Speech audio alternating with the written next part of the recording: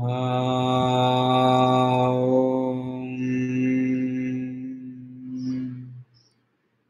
गुरु गणेशाभ्यां नमः। हरिः ओम।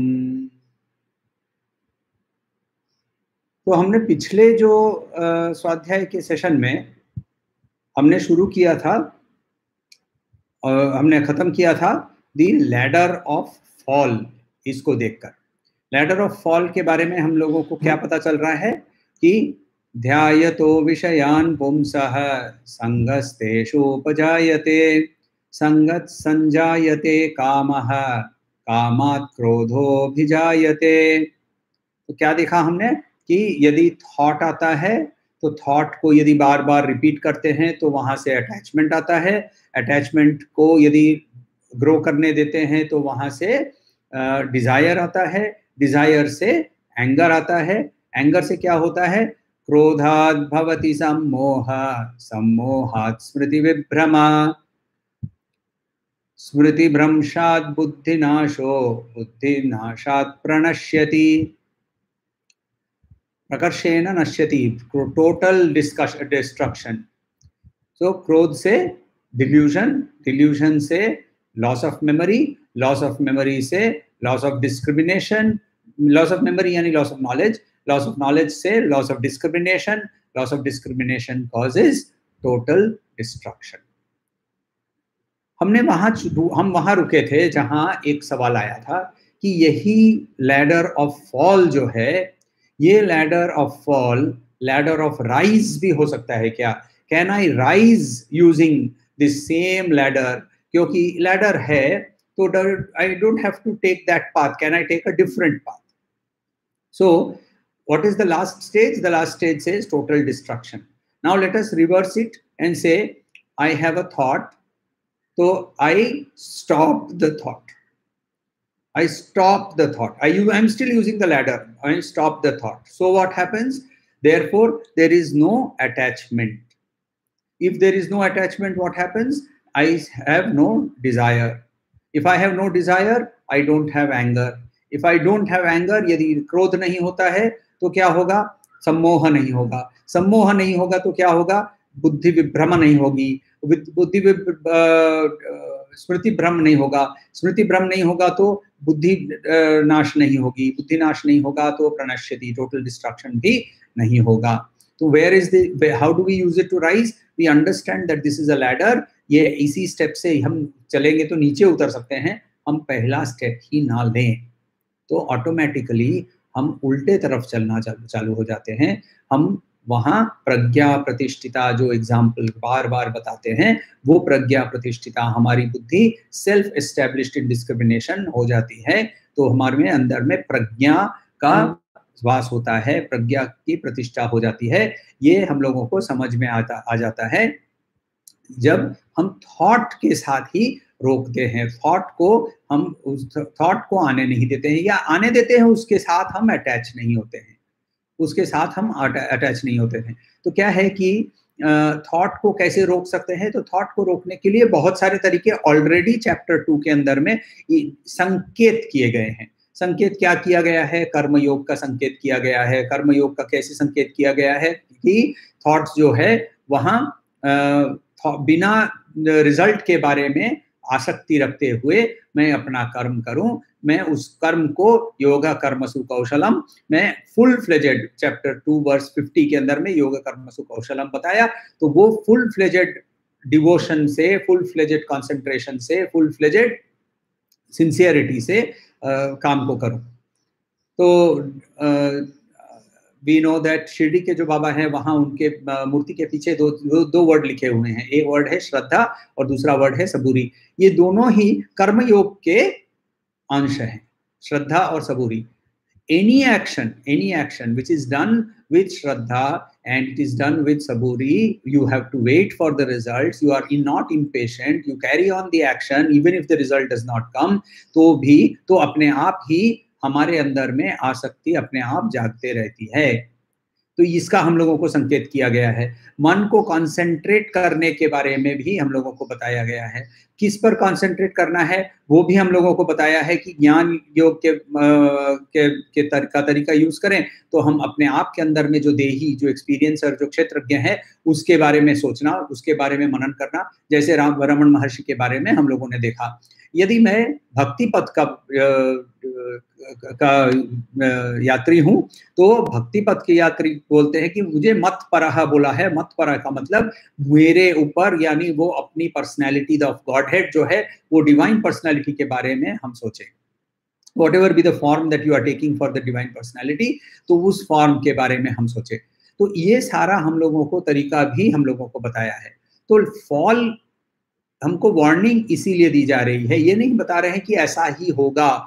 हमें ये वार्निंग की तरह से, हमें ये चेतावनी की तरह से बताया जा रहा है कि ऐसा यदि तुम थॉट्स को जन्मने दोगे और थॉट्स के साथ तुम लिपट जाओगे तो धीरे धीरे वो एक बूंद जो है वो जुड़ती जाएगी, धारा बनेगी, धाराएं जुड़ती जाएगी और महानदी बन जाएगी। उसके बाद फिर उसको रोकना, बांध बनाना उसके ऊपर असंभव है।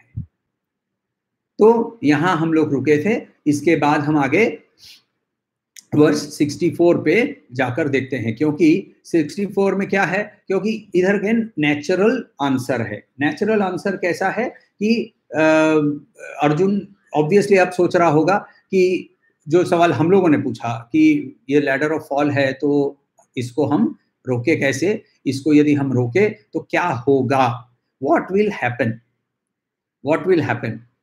यदि हमने ये जो हमारा जो फॉल है इसको यदि हमने रोक दिया तो क्या होगा।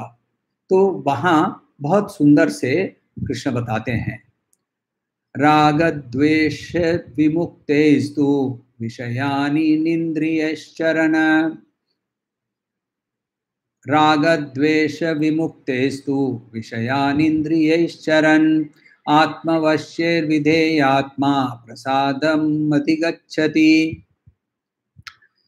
क्या बोल रहे हैं यहाँ कि जो सेल्फ कंट्रोल्ड बीइंग है, विधेयात्मा जो है, वो अपने आप को आत्मवश्यो, वो अपने आप के कंट्रोल में है। वो राग द्वेष इसके कंट्रोल में नहीं है, वो अपने इंद्रियों के कंट्रोल में नहीं है। So what does he get, उसको प्रसाद मिलता है। प्रसाद के बारे में हम लोग डिटेल में बाद में देखेंगे। तो यहाँ क्या बोल रहे हैं कि जब मैं, यानी मैं जो अंदर मैं हूँ, या फिर हम इसको एक डिवोटी के एस्पेक्ट से ले लेते हैं कि जब मेरे हर एक एक्शन को मैं उनको समर्पण कर देता हूँ, मेरे हर एक एक्शन को मैं, मेरा जो पूरे लाइफ की जो कंट्रोल है वो मैं उसके ऊपर समर्पण कर देता हूँ। नाउ प्लीज अंडरस्टैंड, लोग बोलते हैं कि भक्ति तो बहुत सिंपल मार्ग है, भक्ति दिया जलाना आरती गाना नहीं है। भक्ति यदि करनी है तो भक्ति भी बहुत तीव्र भक्ति जो जिससे भगवान मिल सकते हैं, वैसी भक्ति के अंदर में भी एक अत्यंत एक पागलपना है। एग्जाम्पल्स हमारे पास बहुत हैं, पास्ट के अंदर में भक्तों के बहुत सारे एग्जाम्पल्स हैं। प्रहलाद से लेकर हम लोगों को मीरा तक हमारे पास एग्जाम्पल्स हैं, जिनके अंदर में हमने हर एक के अंदर में एक तरह का पागलपन देखा है, जिसके अंदर में वो बोल रहे हैं कि मेरे कंट्रोल में कुछ नहीं है, मैं सब कुछ समर्पण कर सकता हूँ। सो वेदर इट, यही चीज हम यदि इसको हमारे मैनेजमेंट थियरी के हिसाब से देखें तो मैं बोलता हूं कि जब मेरे हर एक एक्शन एज एन एम्प्लॉई, मेरा हर एक एक्शन जो है वो मैं एक प्रोसेस को हैंड ओवर कर देता हूं, यानी प्रोसेस के जरिए मैं चलता हूं। प्रोसेस यदि है नहीं तो प्रोसेस बनाना मेरा काम है, क्योंकि वो मेरा स्वधर्म बन जाता है, योग कर्मसु कौशलम। तो प्रोसेस बनाने के बाद मैं यदि मेरा अपना कंट्रोल इस प्रोसेस को दे देता हूं तो भी मुझे रिजल्ट सही मिलने लगेंगे। यदि मैं ज्ञान मार्गी हूं तो मैं बोल रहा हूं कि ये जो मैं आत्मा के अंदर में, आत्मा के जो के वश में हूं, यानी मैं सेल्फ के अंदर, मेरे अंदर जो देही है उसके वश में हूं। तो हमने whether it is in the form of devotion, whether it is in the form of management, whether it is in the form of ज्ञान योग, हम क्वेश्चन बिहेवियर हमारा जो है वो बहुत क्लियरली समझ में आ रहा है कि ये ऐसा होना चाहिए। कैसा होना चाहिए? राग द्वेष विमुक्तस्तु, राग और द्वेष दोनों से हम मुक्त होकर, अटैचमेंट एंड एवर्शन, सो किसी के बारे में एवर्शन नहीं हो, किसी काम के बारे में एवर्शन नहीं हो, किसी पर्सन के बारे में अटैचमेंट नहीं हो। ऐसे करके यदि मैं काम करूं तो भले वो काम मेरा कर्म क्षेत्र यदि ऑफिस में हो, या भले वो मेरे किसी संस्था के लिए हो, या मेरी साधना में हो, तीनों के केसेस में the solution has been given to us. राग द्वेष विमुक्तेस्तु विषयान इंद्रियश्चरन्, चरण यानी to move about, to move about, उसमें विचरण करना, जैसे जो बोलते हैं विचरण, तो विचरण कर रहे हैं किसके अंदर में? इंद्रियों के अंदर में विचरण कर रहे हैं, बिना किसी राग, बिना किसी द्वेष, यानी बिना किसी अटैचमेंट के। भले अब क्या हो गया, ये जो व्यक्ति है जिसको हम लोगों ने पहले देखा था कि यदि जो इंद्रियों हैं वो मन को लूट ले सकती हैं, और मन को लूट लेंगे तो वो मन भ्रम हो जाता है और फिर वहां से हम आगे नहीं चल पाते हैं। वो ही आदमी जब मत पर कंसंट्रेशन, पिछली बार हम लोगों ने देखा था, तो वो वाला कंसंट्रेशन करके जब वो एस्टैब्लिश हो जाता है, वो खुद को रियलाइज कर लेता है, तो वो आत्मवश्य बन जाता है, तो वैसा ज्ञानी व्यक्ति, विधेयात्मा, उसको प्रसाद का लाभ होता है। प्रसाद का लाभ होता है। प्रसाद का मतलब होता है पीस, सेरेनिटी। प्रसाद का हम लोगों ने जो अर्थ नॉर्मल हम लोगों ने देखा है, वो अर्थ हम लोग को यदि देखें तो वो क्या है? That which has been offered to the lord and it has been received back. जब हम ऑफर करते हैं तब हम उसे नैवेद्य बोलते हैं, जब वो मुझे वापस मिलता है तब उसे हम प्रसाद बोलते हैं। नैवेद्य यानी ऑफरिंग, प्रसाद यानी रिसीव्ड बैक, ब्लेसिंग्स। तो दोनों सेंस में हम इस वर्ड को हम लोग देखेंगे। देखिए, पीस जो है, पीस का मतलब होता है कि सबसे इम्पोर्टेंट, अभी हमारे अंदर में ये बताया गया है कि ही राग और द्वेष दोनों को वो त्याग कर सकता है। तो उसका मतलब है कि वो उसको रिपल्सिवनेस किसी चीज की नहीं होती है, और ना ही वो अच्छी तरह से चीजों के बारे में अट्रैक्टेड होता है, यानी वो दोनों को समान भाव से वो देखने लगता है। जब भी वो ऐसे देखने लगता है तो उसके अंदर में एक शांति आती है। मैंने पिछली कुछ स्वाध्याय के सेशन में ययाति की स्टोरी का जिक्र किया था। ययाति की स्टोरी हम लोग और एक बार देखें। ययाति के अंदर में क्या हुआ था? ययाति भरतवंश के ही राजा थे, और उन्होंने देवयानी से शादी की। देवयानी शुक्राचार्य की बेटी थी। देवयानी से शादी करने के बाद, और देवयानी से शादी करने के बाद देवयानी जब उसके घर गई तो उसके साथ उसकी दासियां भी गई। उनकी दासियां, देवयानी की दासियां में असुरराज की बेटी शर्मिष्ठा भी थी। असुरराज की बेटी भी बहुत सुंदर और बहुत सुशील और बहुत सुंदर भी साथ में उसकी दासी के रूप में गई थी। क्यों गई थी? क्योंकि देवयानी जब एक बार देवयानी और शर्मिष्ठा में सखियां थी, नहाने गई थी, तो वहां कपड़े अदल बदल हो गए। कपड़े अदल बदल हो गए तो शर्मिष्ठा ने देवयानी को बहुत टोका, बोला कि तुमको अच्छे कपड़े मिलते नहीं है, इसीलिए तुमने मेरे कपड़े चोरी किए। तो वहां से एक बात बढ़ते गई, शुक्राचार्य के पास गई। शुक्राचार्य को गुस्सा आया। शुक्राचार्य ने असुरराज को बोला कि तुम्हारी बेटी ने मेरी बेटी को इंसल्ट किया है, तो उसको उसका दासी बनना पड़ेगा, नहीं तो मैं राज्य छोड़कर जा रहा हूँ। शुक्राचार्य को ही obviously could not let go, तो उसने अपनी बेटी को दासी बनने को अलाउ किया। शर्मिष्ठा को देखकर ययाति सीक्रेटली उसके प्रेम में पड़ जाता है। फिर वापस शुक्राचार्य के पास कंप्लेन होता है। शुक्राचार्य ने अभी श्राप दे दिया। श्राप क्या दिया? कि तुम्हारे इंद्रियों के वश में हो, तो तुम्हारे इंद्रिय अब एकदम they will become useless, निष्क्रिय हो जाएंगे, निष्क्रिय हो जाएंगे। कब हमारे इंद्रिय निष्क्रिय हो जाते हैं? जब हमारे अंदर में जरा आ जाती है, जरा यानी ओल्ड एज। जब ओल्ड एज आ जाती है, जब जैसे ओल्ड एज हो जाती है तो आंख का दृष्टि कम हो जाता है, कान से सुनना कम हो जाता है, टेस्ट के सेंसेस कम हो जाते हैं, तो वैसे ही उसको जरा का श्राप दे दिया। तो इन्होंने फिर वापस माफी मांगी। माफी मांगने पर शुक्राचार्य का गुस्सा कम हो गया। अल्टीमेटली वो उसका जामाता था, उसका जमाई था, और उसको बुढ़ापा से कर्ज करने से ऑब्वियसली देवयानी को भी कर्ज हो गया। तो इसीलिए उसने कहा कि ठीक है, बोले हुए शब्द तो वापस नहीं ले सकता, तो एक काम करो, तुम्हारे बेटों में से किसी को बोलो कि वो अपना ये बुढ़ापा ले ले, और बुढ़ापा जो भी ले लेगा और तुम फिर वापस यंग बन जाओगे। तो उसने, उसके 4 बेटे थे, उसके अंदर में तुर्वसु या यदु ऐसे सारे बेटे थे, तो उसमें सबको बुलाया और सबको बोला कि मुझे ऐसा श्राप मिला है और ये श्राप तुम ग्रहण करो।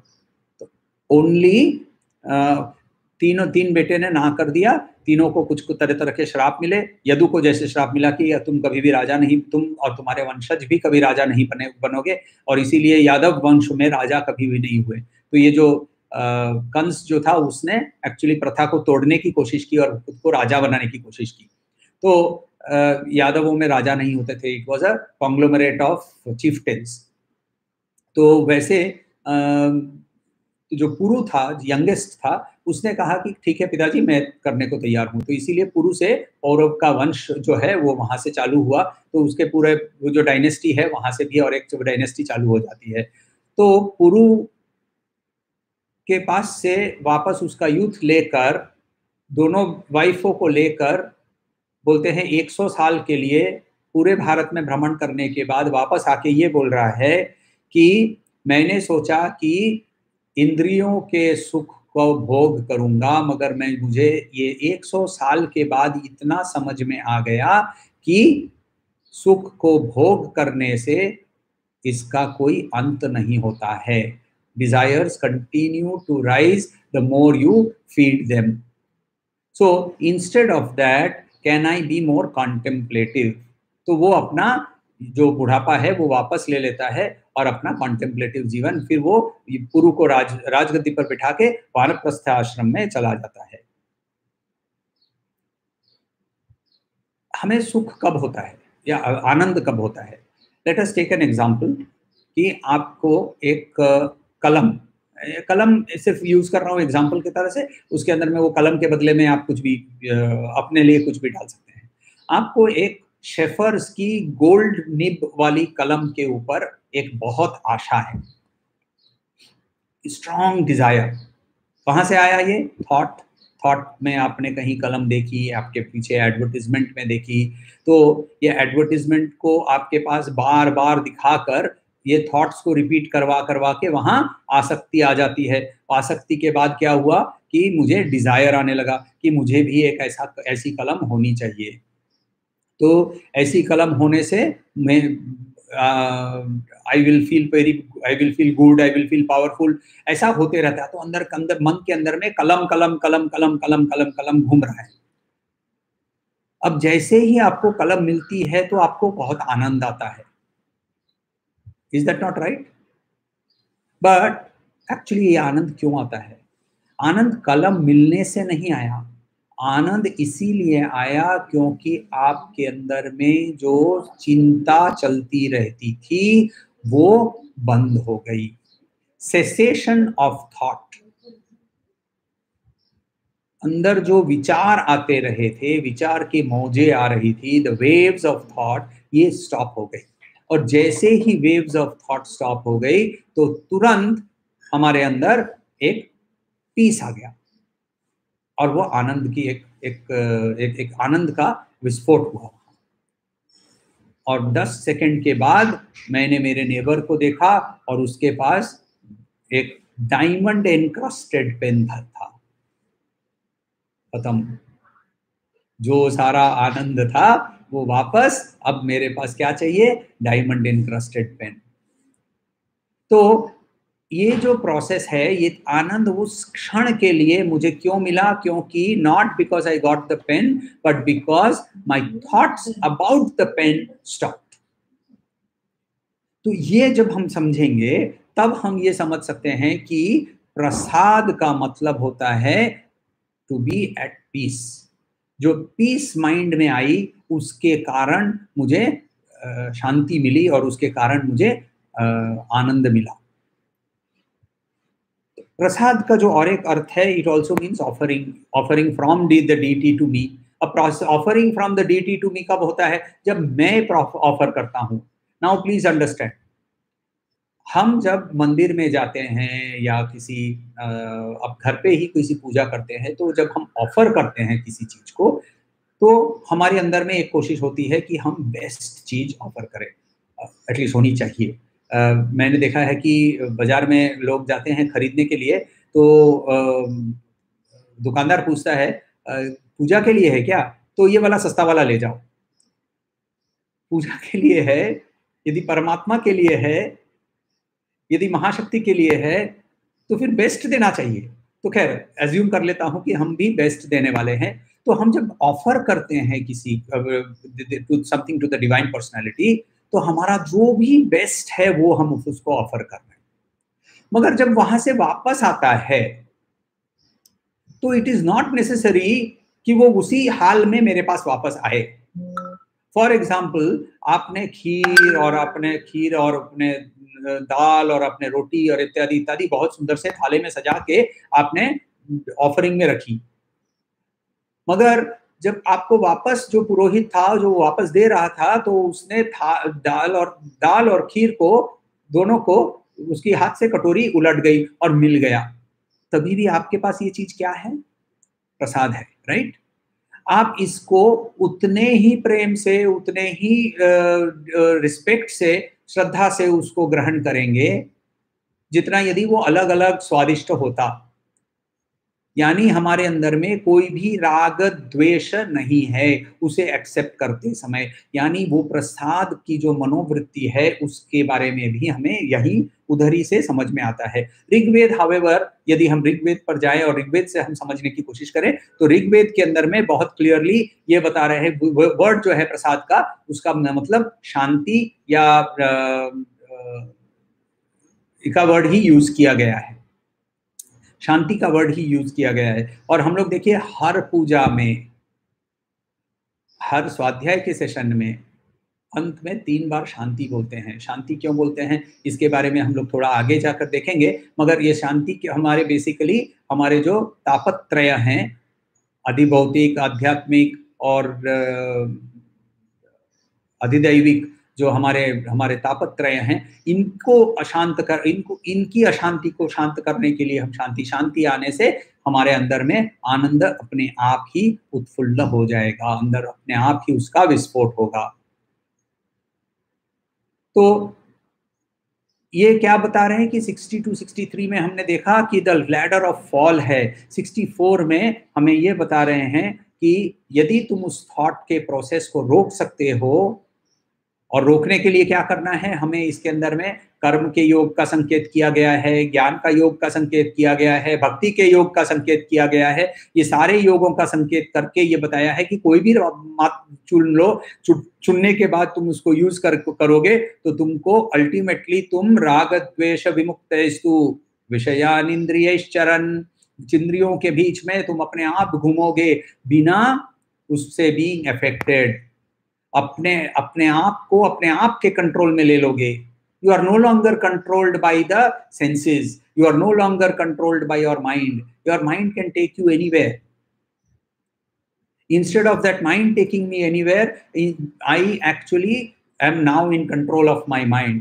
आत्मवश्येर विधेय आत्मा प्रसादम अधिगच्छति। तो मुझे प्रसाद की ओर मैं जा सकता हूँ, प्रसाद मुझे मिल सकता है।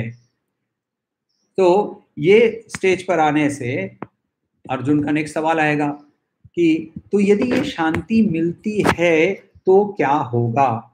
यदि ये शांति मिलती है तो क्या होगा? तो कृष्ण उसका आंसर अपने आप ही वो सवाल को एज्यूम कर लेते हैं, सवाल को एंटिसिपेट कर लेते हैं और वो सवाल का जवाब देने की कोशिश कर रहे हैं। इस वर्ष में एक बहुत इंपॉर्टेंट एक चीज बोला है और वो हम लोगों को समझना बहुत इम्पोर्टेंट है कि जब मेरे अंदर में शांति आ जाती है तो अपने आप ही मेरे सारे दुख जो हैं वो नाश हो जाते हैं। सिर्फ नाश नहीं हो जाते हैं, वो और आते ही नहीं हैं, वो आते ही नहीं है, वो और उनका और वापस और बर्थ होता ही नहीं है। जो इस ऐसी बुद्धि में प्रतिष्ठित जो व्यक्ति है, जो आनंद में है, जिसके अंदर में प्रसाद का जिसके अंदर में प्रसाद का उत्पन्न हो चुका है, प्रसाद उत्पन्न हो चुका है, उसको दुख छू नहीं सकता है। प्रसादे सर्व दुखानां हानिरस्योपजायते प्रसन्न चेतसो ह्याशु बुद्धि पर्यवतिष्ठते। प्रसादे सर्व दुखानां, हानि यानी नष्ट होना, कंप्लीटली डिस्ट्रॉय हो जाना। सर्व दुख, प्रसाद के अवस्था में सारे दुख नष्ट हो जाते हैं और वो आते ही नहीं है। वो हानि रस्योपजायते, वो आते ही नहीं है। प्रसन्न चेतसा, ऐसे हैप्पी माइंडेड पर्सन जो है, प्रसन्न चेतसा, याशु बुद्धि पर्यवतिष्ठते, फुल्ली एस्टैब्लिश्ड जो इस बुद्धि को यूज करके, कौन सी बुद्धि? Let us start again, quick revision. जो कि पहला हम लोगों ने देखा कि मैं ये शरीर नहीं हूं, मैं ये मन नहीं हूं, मैं ये बुद्धि जो लिप्त है मन और शरीर और मन के अंदर में, वो बुद्धि भी नहीं हूं। तो मेरे अंदर में और एक बुद्धि है जिसके कारण विवेक जाग सकता है, डिस्क्रिमिनेशन हो सकता है। मैं बुद्धि नहीं हूं, मैं बुद्धि के माध्यम से, बुद्धि को जगाकर एक विवेक से मैं ये रियलाइज करता हूं कि ये शरीर मैं नहीं हूं, ये मन मैं नहीं हूं, मैं ये बुद्धि नहीं हूं। मेरे अंदर एक देही है, मेरे अंदर एक एक्सपीरियंसर है, और वो एक्सपीरियंसर वो ना तो कभी मरता है, ना कभी वो कभी मारता है, उसको कभी कोई हानि नहीं पहुंचती है, वो कभी सूखता नहीं है, एटसेट्रा हम लोगों ने देखा। तो ये यदि ऐसा है तो इस शरीर को क्या करना चाहिए? इस शरीर को उसकी अवस्था के अनुसार स्वधर्म करना चाहिए। ये स्वधर्म कहाँ से आया? ये स्वधर्म आया बाय चॉइस, कि देही ने ऐसा शरीर ग्रहण किया, ऐसे शरीर में प्रवेश किया, ऐसा शरीर की अवस्था बनाई कि वो अपने आप की जो उसकी जो जर्नी है, उसकी जो तीर्थ यात्रा है टुवर्ड्स रिकॉग्निशन ऑफ हिमसेल्फ, वो हिमसेल्फ और हरसेल्फ, वो जो सेल्फ रिकॉग्निशन है उसकी ओर की जो यात्रा की ओर वो जा रहा है, उसके अंदर में उसने चूज किया कि मैं अब ऐसी अवस्था में रहूंगा। उस अवस्था के जो स्वधर्म है, उस स्वधर्म को कैरी आउट करना है। स्वधर्म को कैसे कैरी आउट करना है? Not by inactivity but by doing all my actions without any hankering for the results, not expectation. हम हर एक्शन के पीछे हमारे लिए, because we have not reached a stage जहां हमारे अंदर में डिजायर्स नहीं है, तो फिर उसको आगे समझना ये जरूरी है कि हम जैसे ही ये कर्म कर रहे हैं तो धीरे धीरे हमारे अंदर में जो डिजायर्स जो उत्पन्न होते हैं वो भी धीरे धीरे नष्ट हो जाएंगे, धीरे धीरे डिजायर्स नष्ट हो जाएंगे। मगर याद रखना है कि यदि हम कंसंट्रेशन नहीं यूज करें तो कभी भी इंद्रियां आकर हमें रॉबर्स की तरह, लुटेरे की तरह हमें लूट सकते हैं। तो इसीलिए क्या करना है? हमें कंसंट्रेशन करना है। किस पर? उस देही पर या वो उस परमात्मा पर कंसंट्रेशन करना है। तो कंसंट्रेशन करने से क्या होगा? ये जो रॉबर्स हैं ये हमारे पास नहीं आएंगे। ऐसा यदि हम कंसंट्रेशन ना करें तो हम 8 स्टेप में थॉट से लेकर विषय के बारे में चिंता से लेकर पूरे टोटल डिस्ट्रक्शन की ओर, प्रणश्यति तक की ओर, परिनाश के ओर पहुंच जाते हैं। तो ये इस मगर यदि इसको हम थॉट्स को रोक सकते हैं तो हमारे अंदर में प्रसाद का जन्म होता है। प्रसाद का जन्म होने से हमारे हर एक दुख भी नष्ट भी हो जाते हैं और आगे भी नहीं आते हैं। जब उजाला आता है तो अंधेरा नहीं रह सकता है, ये गारंटीड है, right? If there is eternal light, if there is all surrounding light, then there is no darkness. जब आनंद ओरिजिनेट कर चुका है तो सौरभ हो नहीं सकता है। डज दिस मीन दैट मुझे दर्द नहीं होगा? शरीर है, इंद्रिय है, और याद रखिए हमने पहले बार ही में देखा कि इंद्रिय के अंदर में मैं चरण कर रहा हूं, विचरण कर रहा हूं, तो इंद्रिय अपने सेंस का काम जरूर करेंगे, यानी पेन हो सकता है। पेन और सफरिंग दो अलग अलग चीज है। दर्द होना और भोगना, भुगतना, ये दो अलग अलग चीज है। दर्द होना और भुगतना अलग अलग चीज है। यदि मेरे अंदर में एक चलते चलते मैं नंगे पैर मैदान में फुटबॉल खेलने गया और वहां एक कांटा चुभ गया, कांटा चुभ गया का मतलब दर्द जरूर होने वाला है, मगर मेरी मेंटल स्टेट उस समय क्या है? यदि मैं ये शुरू करूं कि नहीं अब तो गया, मेरा पैर गया, इस वक्त तो ये सेप्टिक हो जाएगा, अब इसको मुझे पैर भी काटना पड़ेगा। देखिए हमारा इमेजिनेशन कहाँ ले जा रहा है। क्यों? क्योंकि मेरा एक अटैचमेंट है मेरे पैर के साथ, राइट? तो ये मेरे, यदि if I am not attached to my body, what do I do? My विवेक allows me to be calm, and therefore I look around for another कांटा एंड आई टेक दैट कांटा, या फिर मेरे साथ पास कोई होता है तो उनसे मैं सेफ्टी पिन मांगता हूँ और फिर सेफ्टी पिन से खुरेद के उसको निकालता हूँ। ये हम लोगों ने बचपन में किया था। आजकल मैं यदि अपने बेटे को देखूं ऐसा करते तो मैं बोलूंगा अरे अरे मत कर टिटेनस हो जाएगा। Attachment, right? तो ये चीज हम लोगों ने खुद की हुई है, मगर जब हम दूसरे जिसके साथ हमारी अटैचमेंट है वहां उसको करते देखते हैं तो हमारे अंदर में वो रिएक्शन आ जाता है। तो अटैचमेंट का बिहेवियर से वहां से, और फिर भी वो करता है तो गुस्सा आता है, मैंने बोला तेरे को मत करो, और फिर वो करते रहता है तो तू ऐसा ही है, डिल्यूशन। तो देखिए हमारी ये फॉल लैडर ऑफ फॉल जो है वो कभी भी कहीं से भी हमको पकड़ ले सकती है। तो इसीलिए concentration on the self continuously रखने से आनंद में एस्टैब्लिश हो जाते हैं। एक बार आनंद में एस्टैब्लिश हो जाए उसके बाद वहां से गिरना संभव नहीं है, यदि हम कांस्टेंट एफर्ट, मगर उसके लिए जरूरी है। वहां हो जाने पर भी हमें कांस्टेंट एफर्ट जरूरी है। ओशो की किसी एक किताब में मैंने पढ़ा है कि किसी ने उसको पूछा था कि ओशो आप तो अभी पहुंच चुके हैं, यानी आप रियलाइज कर चुके हैं, तो आप अभी भी मेडिटेशन करते हैं क्या? तो उन्होंने जवाब दिया बहुत सुंदर एक उपमा ये के माध्यम से कि भाई तुम्हारे घर कितने फ्लोर का है? तो उन्होंने कहा कि मैं 4थे फ्लोर पे रहता हूँ। अच्छा तुम्हारे नल में पानी कहाँ से आता है? तो कहा कि ओवरहेड टैंक है उसमें से पानी आता है। तो ओवरहेड टैंक में पानी कहाँ से आता है? बोले नीचे एक अंडरग्राउंड टैंक है उसमें से पानी आता है। तो यदि अंडरग्राउंड टैंक का पानी ऊपर तक पहुंचता कैसे है? बोले पंप चलाने से पहुंचता है। अच्छा वेरी गुड। तो पंप यदि ना चलाएं तो क्या होगा? तो पंप यदि ना चलाएं तो ओवरहेड टैंक कभी ना कभी जितनी भी बड़ी हो कभी न कभी खाली हो जाएगी। आंसर समझ गए ना? ये ओशो की बात है। तो ओशो बहुत सुंदर से हमें समझाते हैं कि यदि हम उस स्तर पे पहुंच जाएं जहां हमारे अंदर आनंद उत्पन्न हो चुका है तो भी हमें इन प्रैक्टिसेस का छोड़ना नहीं है, इन प्रैक्टिसेस को करते रहना है। एक्चुअली फॉर दैट मैटर सही अल बुखारी करके हदीथ का एक किताब है। हदीथ जो है कुरान के बाद, कुरान के अलावा मुसलमानों की जो होली किताबें हैं उनके अंदर में हदीथ करके किताब है। हदीथ यानी sayings of the prophet. Quran is the sayings of Allah himself through the medium of an angel which has been given to us through prophet Mohammed. Hadith जो है ये प्रॉफिट के खुद के सेइंग्स है, और उसके अंदर में वो बहुत क्लियरली कहते हैं, बुखारी के अंदर में कहते हैं कि wealth is not in having riches, it is in containment.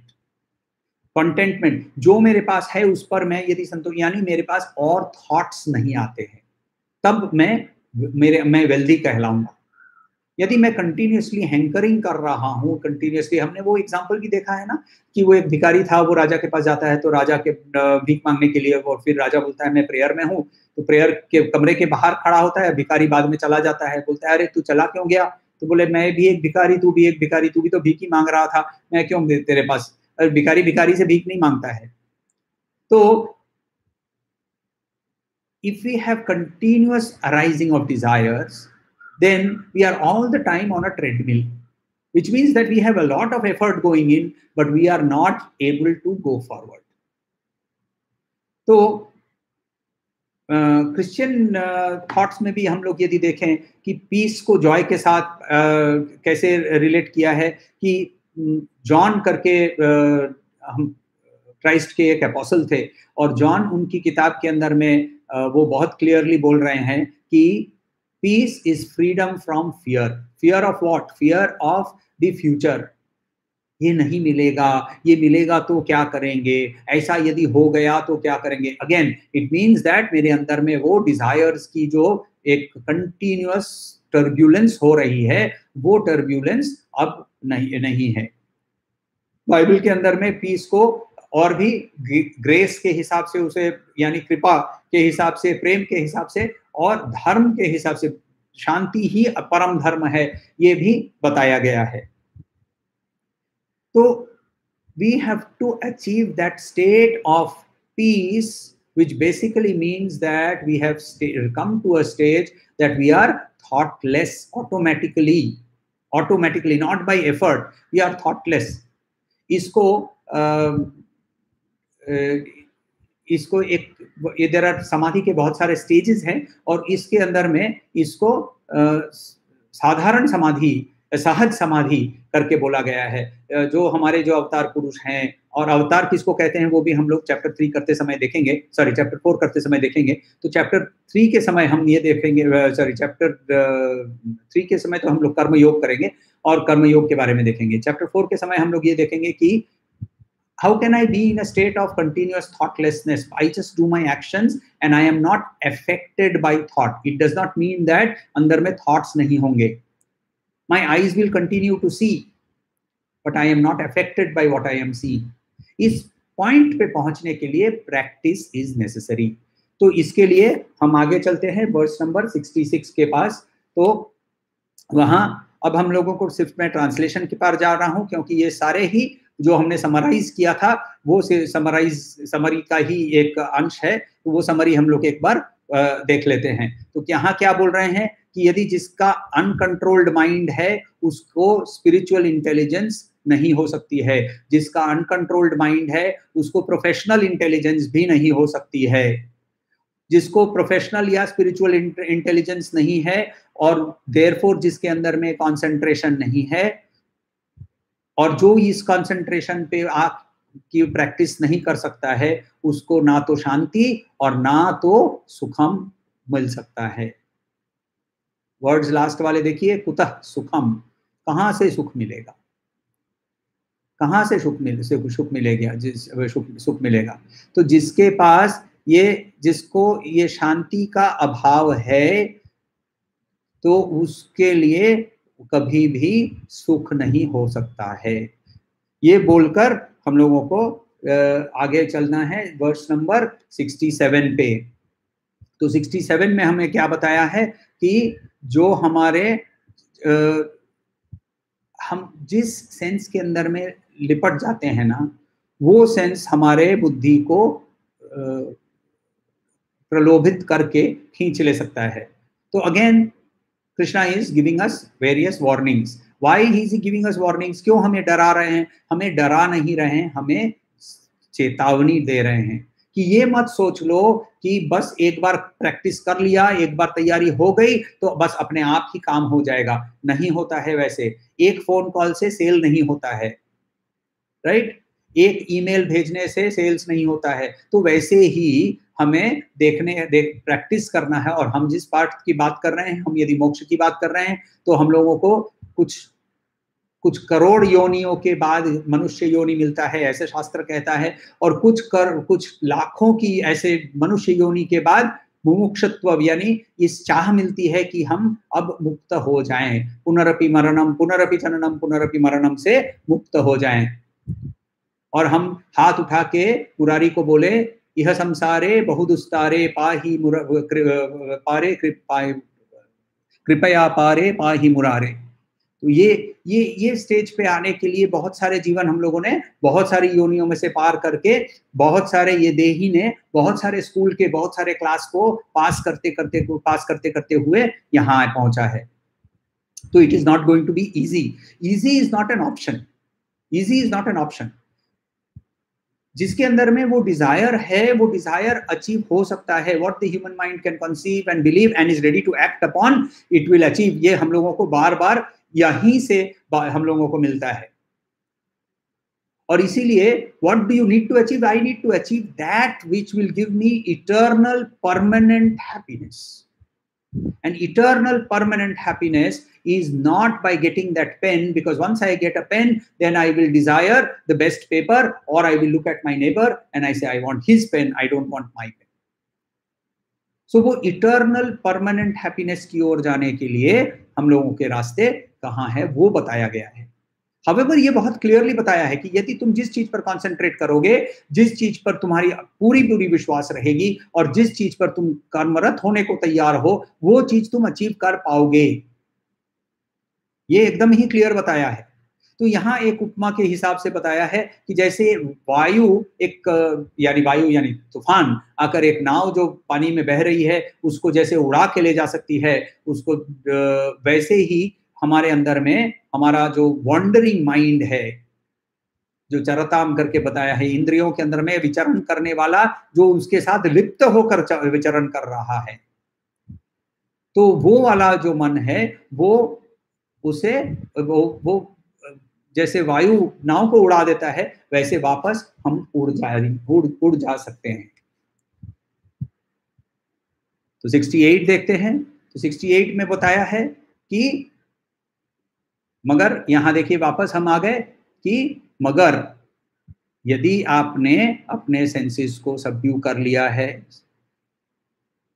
Senses किससे सबड्यू कर लिया है? जो जिस चीज इंद्रियाणी जो इंद्रिया जो है, जो जिस चीज पर जो ऑब्जेक्ट हैं उस पर जहां अटके हुए हैं, उससे आपने अपने आप को विथड्रॉ कर लिया है, तो वो आप फिर वापस प्रज्ञा प्रतिष्ठिता। यहां अर्जुन को बताया है महाबाहो, तो उसको बताया है महाबाहो यानी माइटी आर्म्ड, बाहु यानी हाथ, उसके हाथ बहुत स्ट्रांग है, यानी तुम बहुत बलवान हो। वापस क्यों बलवान उसको बता रहे हैं? क्योंकि उसको वापस श्री कृष्ण उसे युद्ध की ओर ले जाने की कोशिश करने वाले हैं। वर्ष नंबर 69 पे जाएं तो ये वर्ष जो है ये थोड़ा सा हमें समझना जरूरी है। क्यों? क्योंकि इसके बहुत सारे मिस इंटरप्रिटेशन हुए हैं। इसके ये वर्ष जो है ये एक वर्ष है जिसके अंदर में बेसिकली एक कॉन्ट्रास्ट किया गया है कि जो आदमी, जो एनलाइटेंड पर्सन है, जिसके अंदर में प्रसाद का अनुभव उसने कर लिया है, और जो साधारण व्यक्ति है जो अभी भी इग्नोरेंस में है, भले वो इस पाथ पे चल रहा हो मगर उसके अंदर में वो रियलाइजेशन नहीं हुई है। नॉलेज और रियलाइजेशन में फर्क है, ये हमने देखा है। तो नॉलेज की ओर उसको नॉलेज आ गया है मगर उसको रियलाइजेशन नहीं हुई है, वो अभी भी चल रहा है। तो वैसे व्यक्ति के अंदर में और जिसको रियलाइजेशन हो चुका है उसके अंदर में बहुत बड़ा अंतर है। ये इग्नोरेंस और नॉलेज रियलाइज्ड पर्सन के अंदर का अंतर समझाने के लिए ये वर्स यूज किया है। या निशा सर्वभूतानां तस्यां जागर्ति संयमी, यस्यां जागृति भूतानि सा निशा पश्यतो मुनेः। तो क्या बोल रहे हैं कि जब जो बाकी लोगों के लिए रात होती है उस समय जो संयमी है, जो सेल्फ कंट्रोल्ड आदमी है, उसके लिए वो जागने का समय है। और जब बाकी जो लोग हैं जब वो जागते हैं तो ये उसके लिए रात है। ये इसका मतलब ये नहीं कि जो योगी है, जो कर्मरत है, जो काम करना चाहता है, वो रात को ही काम करेगा, बाकी जब सब कोई सो रहे होंगे, ऐसा नहीं है। काफी लोगों ने इसका बहुत लिटरल मीनिंग लेने की कोशिश की है। लिटरल मीनिंग नहीं है, ये सिर्फ ये बोल रहा है कि यदि आंख के सामने से वो पर्दा हट जाए, जिस पर्दे के कारण हमें इस दुनिया हमारे सेंसेस के माध्यम से दिख रही है, तो हम एक्चुअल रियलिटी को देखने लगते हैं। और जब वो एक्चुअल चेंजेबल रियलिटी को देखते हैं और उसके अंडरलाइन जो परमानेंट रियलिटी है उसको भी देखते हैं, तो हमारे अंदर में हमारी पूरी दृष्टिकोण जो है, हमारी पर्सपेक्टिव जो है वो कंप्लीटली बदल जाती है। उसके बाद हम देखते हैं वर्स नंबर 70। तो वहां क्या बोल रहे हैं कि वहां वर्स नंबर 70 जो है वहां हम लोग ये देख रहे वहां हम लोग ये देख रहे हैं कि जो योगी है, जो साधक है, वो शांति कैसे, ही अचीव्स पीस। उनको जो सारे जो उसके सेंस ऑब्जेक्ट्स है उसके ओर आते हैं, मगर वो अफेक्टेड नहीं रहता है। और एग्जाम्पल लिया है यहाँ कि समुद्र के अंदर में नदियों के बाद नदियों उधर उसके अंदर में खाली होती है, मगर समुद्र का जो क्वांटम है वो ऊपर नहीं आ जाता है, वो ओवरफ्लो नहीं कर जाता है। तो ये उपमा है। Over a period of time हमने ग्लोबल वार्मिंग के बेसिस पे देखा है कि समुद्र शायद थोड़ा धीरे धीरे करके बढ़ रहा है, एटसेट्रा एटसेट्रा, तो वो अलग चीज है। ये दिस इज एन एनालॉजी और this is a symbolic explanation where we see that we are being compared to that आनंद वाला जो व्यक्ति है, he is being compared to that person, all the senses come to him। उस कभी कभी हमें ये भी दिखता है कि वो भोग कर रहा है, ऐसा लग रहा है कि वो भोग कर रहा है, मगर वो भोग नहीं कर रहा है। अच्छा, इसमें क्या होता है कि कुछ लोग जो हैं वो इस वर्स को यूज करके बोलते हैं कि ना नहीं, मैं तो भोग नहीं कर रहा हूं क्योंकि मैं इनमें से मुझे कोई असर नहीं पड़ता। देखिए, जो असर जिसको नहीं पड़ता है उसके लिए वो विषय के ऊपर आसक्ति नहीं है, कोई आसक्ति नहीं होती है। तो वेदर वो रियलिटी है उसके लिए या नहीं, वो ही जानता है। मगर हमें इंस्टेड ऑफ जजिंग एनीबडी, हम यदि अपने आप के लिए वो रियलिटी के लिए टेस्ट करें कि am I affected by the fact that the fan is on और the fan is off, am I affected by the fact that I got the pain और I did not get the pain, that is my test. ये test हम अपने आप के लिए हमें चालू रखना है। तो जब हम ये सेंस ग्रेटिफिकेशन से वर्स 71 में हम देखें कि हम यदि इस सेंस ग्रेटिफिकेशन से अपने आप को मुक्त कर लेते हैं तो हम वहां निर्ममो निरहंकार बन जाते हैं। वहां क्या, निर्ममो यानी माइनेस जो होता है, and false sense of ego, वो भी हमारे से हम उसको छोड़ देते हैं। तो sense of ownership and sense of false ego ये हमारे अंदर में नहीं होता है, ये फ्री हो जाता है। ये मेरा है to the extent that I do not even identify with the body. मेरा बॉडी है, ये भी आइडेंटिफिकेशन से हम मुक्त हो जाते हैं। तो वैसे सिचुएशन में हम जाते हैं, तो अब हमें वर्स 72 में जाएं, और वो है इस अध्याय का जो आखिरी श्लोक है। तो वहां हम लोगों को बोलते हैं कि ऐसे व्यक्ति जो having gained the realization of this, उसे पार्थ बोलकर बोलते हैं, तो वो वैसा व्यक्ति even at the moment of death, वो उसको कोई भी, अब वो उसको कोई तरह का डिल्यूजन नहीं होता है। तो इसीलिए उस कॉन्शियसनेस, उस अल्टीमेट कॉन्शियसनेस के लिए उसका वो वहां ब्रह्म निर्वाण मृच्छति करके बोला है। तो वो बोलकर हमारा अध्याय यहाँ खत्म होता है। तो अध्याय जब खत्म होता है तब हम लोग बोलते हैं ओम तत्सत इति श्रीमद्भागवत गीतासु उपनिषत्सु ब्रह्म विद्यायां योग शास्त्रे श्री कृष्ण अर्जुन संवादे सांख्य योगो नाम द्वितीयोऽध्यायः। द्वितीय अध्याय खत्म होने पर अब सवाल जवाब यदि कोई हो तो आप सवाल जरूर पूछ सकते हैं। सवाल पूछने के बाद, सवाल जवाब हो जाने के बाद हम आज का स्वाध्याय खत्म करेंगे।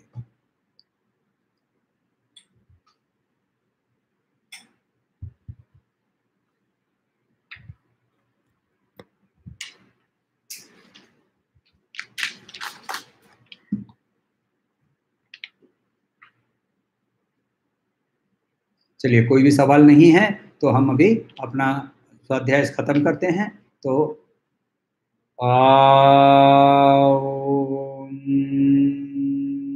शांति शांति शांति।